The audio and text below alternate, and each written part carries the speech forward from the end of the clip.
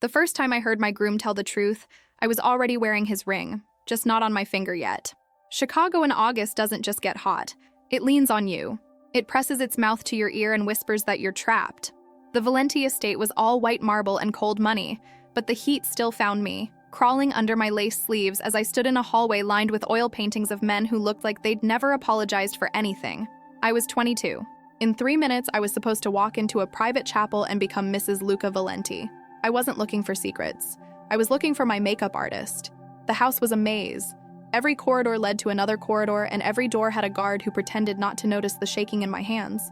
Then I heard Luca's voice from the study, low, unhurried, the kind of calm that made people stop breathing around him. "I don't want her," he said. I stopped like someone had slapped me. My back found the marble wall. My veil suddenly felt like a joke, white tulle and pearls pretending I was being honored instead of traded. A second voice, Rocco, his right hand, the man who moved like a door that never fully opened. Then why marry her? There was a beat of silence. Paper shifted. A glass clicked against wood. "Because Gianna Morello's father controls the Southside distribution," Luca replied. "And the docks. And the union. If we don't lock that down, the Santori will." And my lungs forgot how to work. So that was my name in his mouth. Not a woman, not a person, a lever. Another voice laughed. "Matteo, Luca's cousin, always too charming, always too hungry." "She's beautiful," Matteo said. "Good bloodline. She'll give you a strong heir." I bit the inside of my cheek until copper hit my tongue. Rage came fast, bright, and useless. In our world, a daughter's anger was background noise. Something men stepped over on their way to bigger things. Luca's reply was colder than the stone under my palms. "Pretty isn't what I need," he said. "I need loyalty. I need someone who understands this isn't a romance novel. Sheltered." The word would have been funny if it didn't make my throat burn. I'd watched my mother go quiet in a mansion bigger than most hotels. I'd watched her stop laughing first, then stop fighting, then stop getting out of bed. I knew what men like my father did to women. They polished them until they shone, then put them on shelves. And now I was being handed to someone even worse. Someone who didn't raise his voice because everyone obeyed before he needed to. "So what happens after the ceremony?" Rocco asked. "Where do you put her?" "East Wing," Luca said. "Give her rooms. Give her staff. Whatever she wants. As long as she stays out of your business," Matteo added. "And gives you a baby fast." Luca exhaled like he was tired. "I'll do what's required," he said. "That's it. That's it." My stomach dropped. Not heartbreak, not surprise, just a clean, humiliating confirmation. I was not wanted. I was scheduled. I didn't wait to hear more. I lifted my dress and ran, heels cracking against marble like gunshots. I found the powder room, locked the door, and stared at myself like I was trying to remember who I used to be. The face in the mirror was perfect, the kind of perfect men paid for. Smoky eyes, lipstick the color of dried roses, hair pinned so tightly it felt like punishment. My phone buzzed inside my clutch. "Lena, 10 minutes. You ready?" "Ready." I laughed once, sharp and silent. Then I typed, "Need 5. 5 minutes wouldn't change anything. 5 minutes wouldn't turn a contract into a choice." A knock rattled the door. "Gianna?" My father's voice. Rough, impatient, like I was late for a meeting instead of my own wedding. "Open up." I smoothed my veil, opened the door, and faced Vittorio Morello. Barrel-chested, red-faced, expensive tuxedo, and cheap soul. His eyes swept me with the same inventory look he used on new cars and new threats. "You look pale," he said. "Don't embarrass me."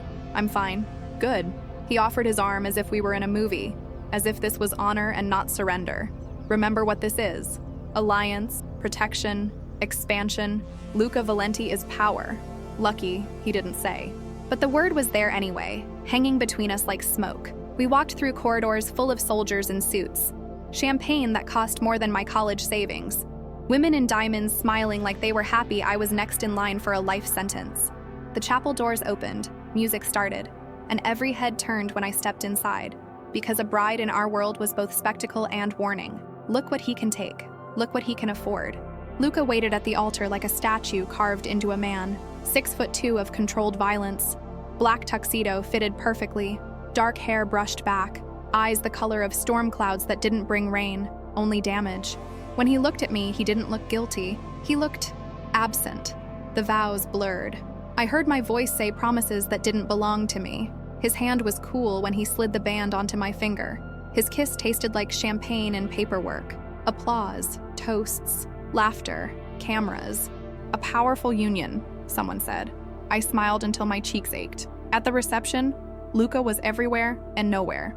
Always a few feet away in a circle of men, business deals being traded over my wedding cake.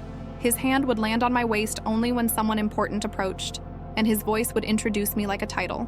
My wife, Gianna, just my name, just a fact. Near midnight, I escaped to the terrace. The city lights looked close enough to touch, like freedom was right there if I could just climb high enough. Lena found me. Barefoot in heels she'd kicked off out of spite, slipping a real champagne flute into my hand. "You look like you're going to murder someone," she said.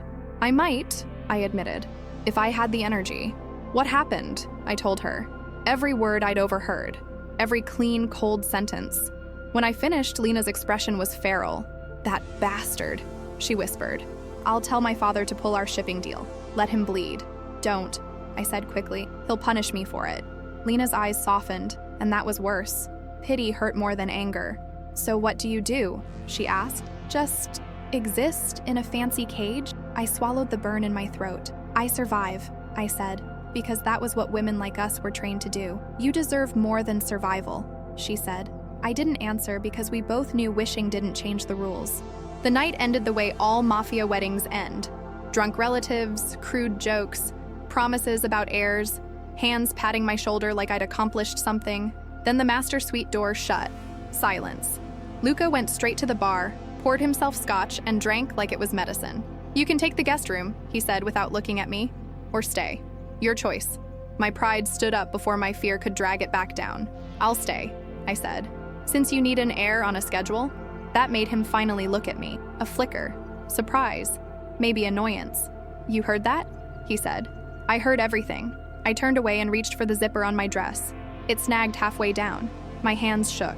Humiliation burned hot behind my eyes. Then Luca was behind me. His fingers brushed mine aside, and his touch, damn him, was careful as he freed the fabric. His breath warmed the back of my neck. "You shouldn't have heard it," he said quietly, but I did. I stepped away once the dress loosened, clutching it at my chest like armor. "So, let's not pretend. This is a transaction, a merger, a port deal with a veil." I walked into the bathroom and closed the door. That was the first time I cried as a married woman. 3 months later, Luca and I had turned distance into an art form. He lived in the West Wing. I lived in the East. We ate separately. We spoke only when necessary. At events, we performed like actors. His hand on my back, my smile on cue, our bodies close but our lives untouched. And yet, he watched me. I noticed the cameras, the guards shadowing my walks, the way the staff would accidentally mention details like they were reporting to someone. Rocco started showing up with messages. "The boss says you can renovate the sunroom.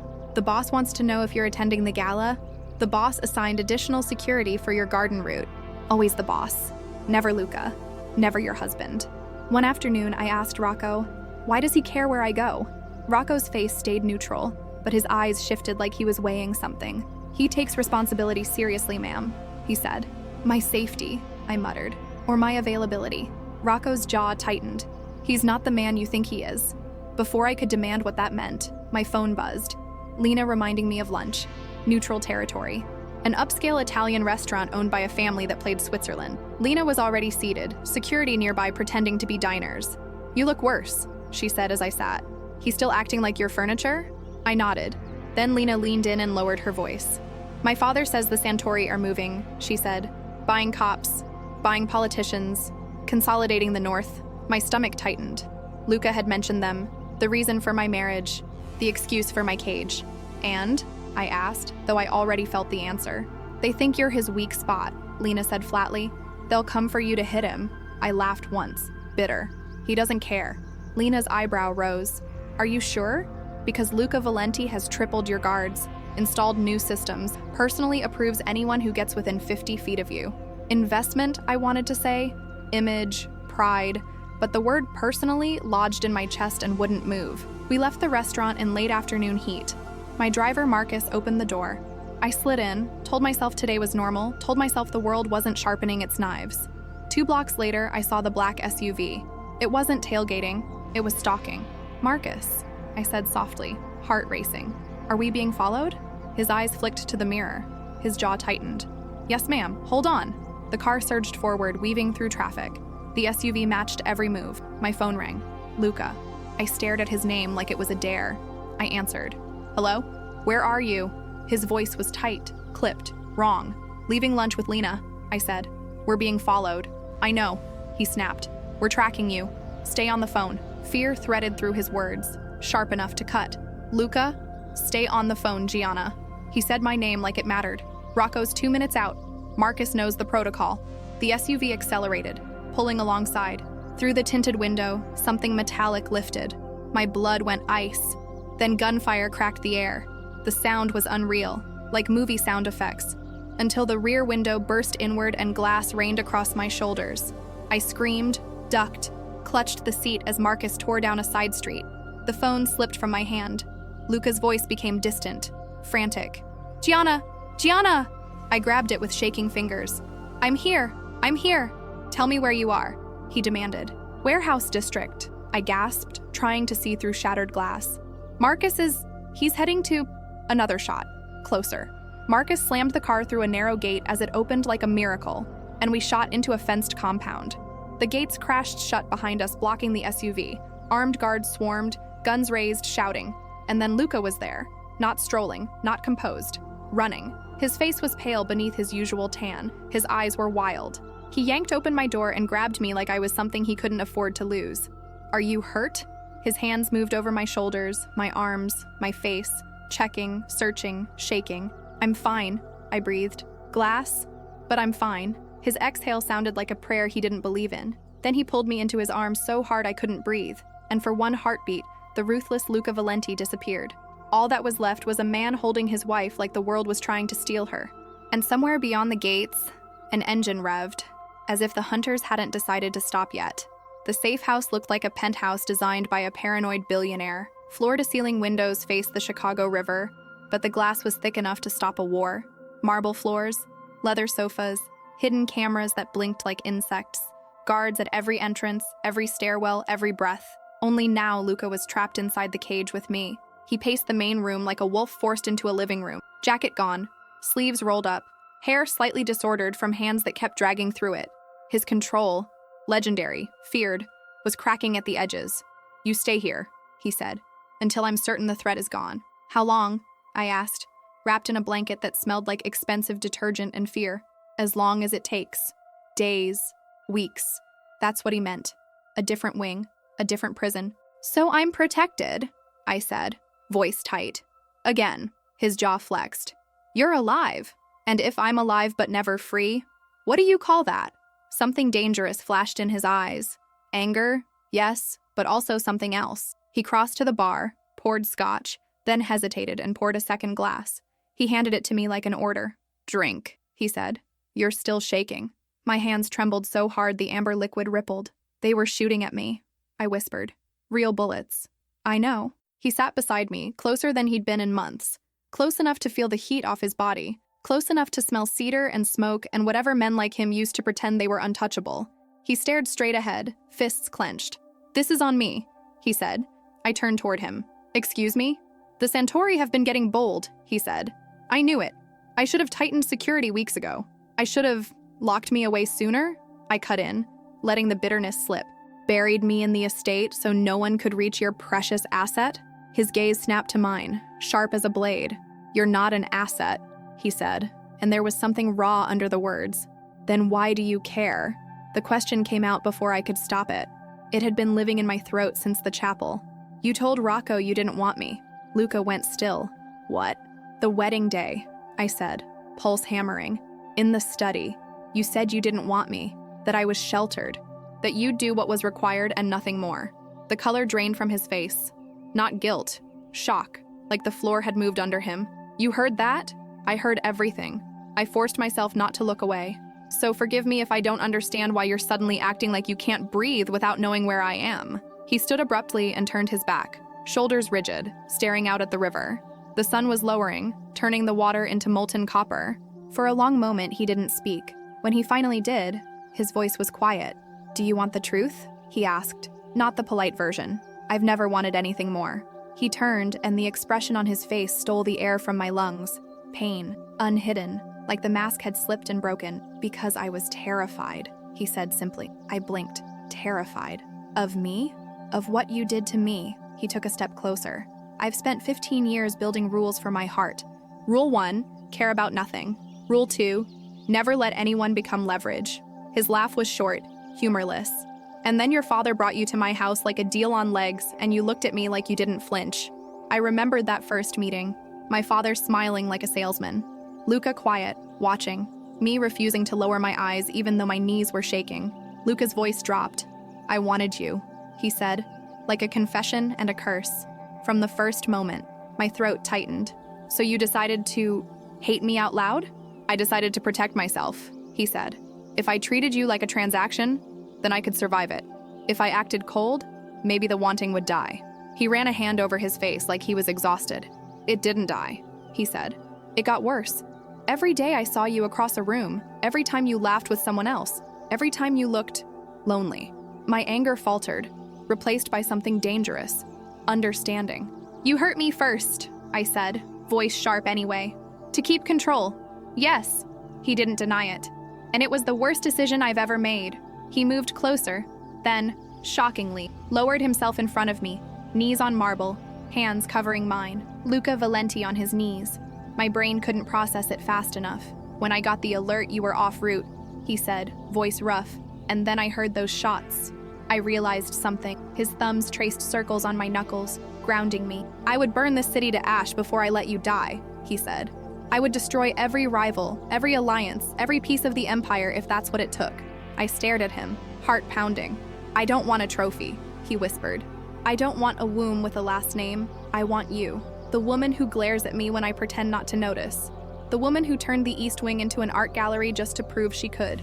The woman with fire in her veins. Tears blurred my vision and I didn't wipe them away. You have a brutal way of showing affection, I managed. A ghost of a smile touched his mouth. I know. His eyes searched mine like he was asking permission with every breath. Give me a chance, he said. Let me fix what I broke before it kills us. I thought of 3 months of silence, of sleeping in a giant bed that felt like punishment, of watching him from across rooms and pretending I didn't feel the ache. Then I thought of his voice on the phone, fear, real and immediate. Actions, not words. All right, I said softly, but I have conditions. His eyes flared with hope like a match. I don't stay blind, I said. If I'm a target because I'm your wife, I need to know what I'm up against. Agreed, he said without hesitation. I'm not your possession, I continued. I'm your partner. That means I have a voice. Agreed.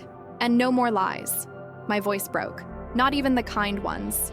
He nodded, jaw tight. On one condition. What? You give me the same honesty, he said. Tell me when I fail you. Tell me what you need. Tell me if you can ever forgive me. I studied him for manipulation, for strategy, for anything sharp hidden under softness. But all I saw was vulnerability. Genuine, reckless vulnerability. I reached out and touched his jaw, feeling stubble under my fingertips. You were lying that day, I said quietly. His brow furrowed. You said you'd do your duty, I reminded him. Nothing more. His eyes closed briefly, pain flickering across his face. But on our wedding night, I said, you weren't cold. You were terrified, holding back, like you were afraid you'd show too much. His eyes opened and something shattered in them. I was, he admitted hoarsely. I thought you'd use it against me. Leverage. A weapon. I'm not interested in weapons, I whispered. I'm interested in truth. His hands tightened around mine like he was drowning. And the truth, I said, voice trembling, is I've been trying to hate you for 3 months. And failing. His breath caught. I noticed things, I admitted. The way my favorite wine kept showing up even when I didn't ask. The way the temperature in my wing was always perfect. The opera tickets that appeared after I mentioned I missed it. A tiny, unwilling smile lifted his mouth. I hate opera. And you still did it. Because seeing you happy made the suffering worth it, he murmured. We were so close I could feel his breath on my lips. If we do this, I said, there's no separate wings, no performance marriage, no distance, he said, starting now. He kissed me then. Not polite, not practiced, not a business signature. It was hunger and relief and 3 months of swallowed words finally breaking free. His hands framed my face with a gentleness that didn't match his reputation, like he was afraid I'd vanish if he held too tight. I kissed him back like I'd been starving. Later, with my head on his chest and his heartbeat steady under my ear, Luca spoke in a voice I'd never heard in him, quiet, human. The Santori started this, he said. They won't finish it. The war lasted 7 days. 7 days of raids and retaliation, of news anchors using the word gang to avoid saying what was really happening, of Luca coming back at night with bruised knuckles and eyes that looked older, and me learning how to clean blood off a man I'd once been afraid to touch. On the 4th night, he told me the betrayal. Matteo's been feeding them information, he said, voice flat. My hands stilled on the cloth I'd been using to wipe a cut on his hand. Your cousin? My blood, he said, and the bitterness in the word told me everything. Rocco handled it. I didn't ask how. Some questions were landmines. When the Santori leaders were finally eliminated, when their family scattered and swore loyalty elsewhere, Luca didn't celebrate. He came home and held me like he'd been holding his breath for a week. 3 of his men died in that war. Men with families, names, children. I want to meet them, I said the next morning. Luca stared at me. Why? Because they died. Because someone wanted to hurt you through me, I said, throat tight. Because money isn't gratitude. I want to look their families in the eye. He studied me, and something like pride warmed his gaze. Then we go together, he said. We went. We sat with widows and held hands with children who didn't understand why work meant their father didn't come back. I promised their loss would never be treated like a line item. Afterward, Luca's men looked at me differently. Not as decoration, not as leverage, as someone who belonged. When the threat was neutralized, Luca asked me to come back to the estate. Home, he said, like the word didn't still taste like prison to me. On one condition, I replied. No more East Wing, West Wing. We live together. We build something new. Understanding dawned in his eyes. The South Wing, he said. It's been closed for years. It was my grandmother's. That night, we opened dusty rooms and found warmth preserved in old wood and crown molding and a fireplace that looked like it had heard secrets. We renovated like normal people, pretending we weren't surrounded by armed guards. We argued over paint. We laughed. We kissed in unfinished rooms on dusty drop cloths like we were stealing time from the world. For the first time in my life, I felt something close to peace. Then, 2 months into that fragile happiness, I woke up with my head in the toilet. Luca stood in the doorway, already dressed, worry cutting through his face. That's the 3rd morning, he said. Gianna, talk to me. I rinsed my mouth, gripping the marble counter, heart hammering. My last period had been weeks ago. I turned, and because we'd promised each other truth, even when it terrified us, I said it. I think I'm pregnant. For a heartbeat, Luca went completely still. Then his hand moved, slow, reverent, to my stomach, like he was afraid he'd break the moment. Our baby, he whispered. Maybe, I breathed. I haven't taken a test. His eyes lifted to mine, and for once the feared Luca Valenti looked like a man standing at the edge of a cliff. Take one, he said. Now, please. An hour later, 3 tests sat on the counter, 3 positives. When I opened the door, Luca was frozen mid-pace. I nodded once. He crossed the room in 2 strides, lifted me off my feet and laughed. Pure, bright joy like he'd forgotten he was allowed. We're going to be parents, he said, voice shaking. Tears burned my eyes. You're happy? He kissed my forehead like a vow. Terrified, ecstatic, completely unprepared. But yes, happy. We didn't tell anyone. Not yet. Luca doubled security, then tripled it. He hired a nutritionist. He ordered me to sit down every time I stood. You're going to drive me insane, I told him.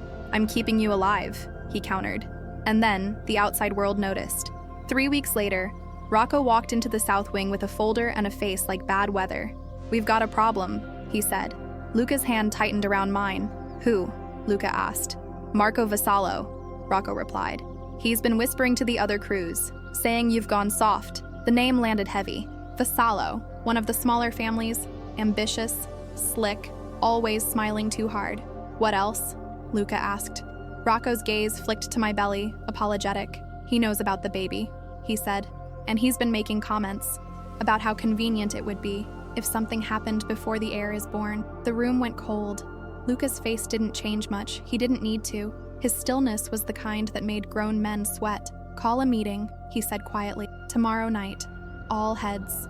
When Rocco left, Luca pulled me into his arms, control cracking just enough to feel. I won't let anyone touch you, he promised into my hair. Not you. Not our child. I held him tight, even as dread coiled in my gut. Then be strategic, I whispered. Don't give him what he wants. Luca's breath hitched. You think like a queen, he murmured. I married a king of wolves, I said softly. I learned. And somewhere deep in the estate, far from our newly painted walls, the first domino began to fall. The meeting was held downtown in a penthouse that smelled like money and old grudges. Neutral ground, they called it, because everyone needed a place to lie to each other without spilling blood on the carpets. By tradition, I wasn't supposed to attend. Wives didn't sit at tables where men decided which neighborhoods lived and which ones disappeared. But Vassallo's whispers were using my name like a weapon. If they wanted to call me a weakness, they could look me in the eye while they said it. Luca fought me at first. Not with anger, worse. With fear disguised as authority. "It's not safe," he said. "Neither is my absence," I replied. "If you walk in alone, they see you hiding me. If I walk in beside you, they see we're one unit." His gaze held mine for a long moment. Then he nodded once, reluctant pride flickering through. "You stay at my right," he said, "and you don't move unless I move." I smiled, slow, so romantic. That night, I dressed like a warning, a black sheath dress, modest but sharp, ruby necklace that had belonged to my grandmother, hair pinned sleek and clean. Makeup made my eyes look like I'd never cried in my life. When we entered, 5 family heads were already seated, each one a different shade of danger. Their eyes tracked me with calculation that made my skin crawl. Marco Vassallo rose with a practiced smile, silver threaded through his dark hair, expensive suit, perfect teeth. "Valenti," he said, hand extended. "Good of you to call this." His gaze slid to me, lingering too long. "And Mrs. Valenti, married life suits you." "It does," I said, cool as winter, and placed my hand over my still flat stomach on purpose. His eyes flickered. He calculated. He dismissed. Luca guided me to the head of the table and sat with the easy authority of a man who could end this room with a look. "Gentlemen," he began, voice calm, "I've heard concerns about my direction." Giovanni Russo, the eldest, grunted. "Concerns? Not from me. Your numbers are strong." Leo Carbone nodded. "Distribution's never been cleaner." Vassallo leaned back, smile thin. "It's not the numbers that worry me. It's philosophy." Luca's voice softened dangerously. "Enlighten us." "This life requires focus," Vassallo said. "Ruthlessness, the ability to put business above personal attachments." His eyes moved to me like I was a stain. "Some might worry domestic bliss dulls the blade." Silence fell like a trap. Luca didn't raise his voice. He didn't need to. "You want to talk about dulled blades?" he asked, and the polite tone made my blood run cold. "Let's talk about you." Vassallo's smile tightened. Luca's gaze sharpened. "You've been losing territory for a year. Your men jump ship because you run them with fear instead of loyalty. And now you're so desperate you've resorted to threatening my wife and unborn child." Vassallo's face flushed. "I never—" "You did," Luca cut in, and the words snapped like a leash. "And everyone here knows it." Luca stood, and the room felt smaller under him. "You have 2 options," he said. "You apologize to my wife. You reaffirm loyalty. You accept a reduction of territory as penance. Or you refuse, and we settle it the old way." The old way meant blood. Vassallo's eyes darted around the table, hunting support. He found none. His voice came out smoother than his pride. "No disrespect to your wife or your child." "That's not an apology," I said softly. Vassallo's jaw clenched. "I apologize for any misunderstanding." Luca's hand found mine under the table. His fingers squeezed once. A silent promise. "I see you." The meeting ended. Too clean. Too easy. And that was exactly why it scared me. 2 weeks later, I was 6 months pregnant and finally beginning to show. Luca hovered like a shadow. Guards multiplied. The estate felt like a fortress pretending to be a home. I had a charity fundraiser at the museum, the one thing that still felt like mine. I refused to cancel. "I'll have 10 guards, I assured Luca, adjusting my necklace. 10 guards can still die, he muttered, but his hands were gentle as he fixed the clasp. "Call me when you arrive, when you leave, every hour." "You're going to make me hate my phone," I teased. "You can hate anything you want," he said, "as long as you stay alive." The fundraiser was beautiful. Flowers, strings of lights, Chicago's elite pretending to care about scholarships. I smiled, shook hands, talked about art like the world wasn't built on violence. Then Rocco appeared at my elbow, face gray. "Ma'am," he said, "we need to go. Now." My heart stuttered. "Why?" "The boss," he said. "There's been an incident." The world tilted. Rocco didn't explain in the museum. He got me into the car first, doors locked, guards forming a moving wall. Only when we were speeding through the city did he speak. "Vassallo requested a meeting about the transfers," Rocco said, voice clipped. "He brought 12 men. The boss had 4. I gripped my belly so hard it hurt. Is Luca? He's alive, Rocco said, which wasn't an answer. Dr. Serrano is with him. When we reached the estate, chaos hit like a wave. Men running, radios crackling, staff pale. I moved as fast as a pregnant woman could, ignoring the ache in my hips, ignoring the fear trying to slow my feet. Our bedroom door was open. Luca was on the bed, shirt cut away, blood staining the sheets like a dark flower. Dr. Serrano worked at his shoulder, hands slick, voice steady. My lungs collapsed. Luca, I choked. His eyes opened and found mine. Gianna, he rasped. You were supposed to be at the museum. And you were supposed to be bulletproof, I shot back, voice breaking as I grabbed his hand. It was warm, alive, sticky with blood. What happened? I demanded, looking at Rocco. Vassallo ran, Rocco said. We're hunting. Dr. Serrano glanced up. The bullet went through clean, he said. Missed major arteries. He'll recover, but he needs rest. Relief made me dizzy. Luca squeezed my fingers weakly. I'm sorry, he whispered. For getting shot? I swallowed hard. Or for making me love you enough to feel like my organs are being ripped out when you bleed. His eyes softened, even through pain. After the doctor stabilized him, Luca slept, drugged and exhausted. Rocco remained in the hallway like a storm cloud. He can't run far, Rocco said that night. We put the word out. Every crew, every street. Vassallo is done.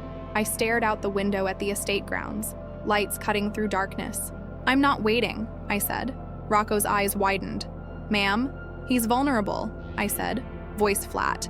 If Vassallo hits again while Luca can't stand, we lose everything. With respect, you're 6 months pregnant. With respect, I replied, turning. I'm the wife of the head of this family, which means I have authority, and I'm tired of being treated like glass. I walked into the study and called the lieutenants myself. The next morning, 10 men filled the room, skeptical eyes, tight mouths, the kind of faces that assumed I'd cry at the first harsh word. I stood at the head of the table where Luca usually sat. Until my husband is on his feet, I said. I'm coordinating our response. We will find Vassallo. We will end this. One man, Tony, shifted. This is men's work. This is family work, I corrected. And I'm family. I made them talk. Patterns, properties, contacts, habits. I asked questions until the room stopped trying to dismiss me and started trying to keep up. Finally, I said, Vassallo has a sister. Rocco nodded. Unmarried, lives in Lincoln Park. He won't go to her, I said. Too obvious. But he'll send a message. Tony frowned. Through who? I looked at him. Who does she trust? Tony's eyes widened. Her priest, Father Brennan, St. Mary's. Then we watched St. Mary's, I said. Quietly, no mistakes. 2 days later, our guy saw Vassallo's sister receive a call at the church. She left with a packed bag. We followed her to a cabin 2 hours north, and inside, like a coward hiding behind trees, was Marco Vassallo. They dragged him back bound and bruised. When they brought him into the estate, the men looked to me, waiting. It was a test. Did the boss's wife have teeth, or was she just wearing diamonds? I looked at Vassallo, the man who tried to make my child fatherless before the baby even had a name. I felt nothing but cold, clear purpose. Put him in the wine cellar, I said. Secure him. I'll tell my husband. When I returned to our room, Luca was sitting up, pale but lucid, pain etched into his face. He saw the paperwork spread across the bed, the radio on, the quiet command in the air. You've been busy, he murmured. Someone had to, I said, sitting carefully beside him. We found Vassallo. His eyes sharpened. How? I told him everything. My plan, the church surveillance, the cabin, the way the men had started listening. When I finished, Luca stared at me like he was seeing a new star. You did this, he said softly. You found him. You ran my people. I shrugged, though my hands shook. I was furious. His palm came to my cheek, gentle. You were magnificent. He exhaled slowly. What do you want done? The question landed heavy. It wasn't just strategy. It was power. Luca was giving me the right to decide a man's ending. I want you to handle it, I said, but I want to be there. I want him to understand exactly who he underestimated. The next evening, we stood in the wine cellar.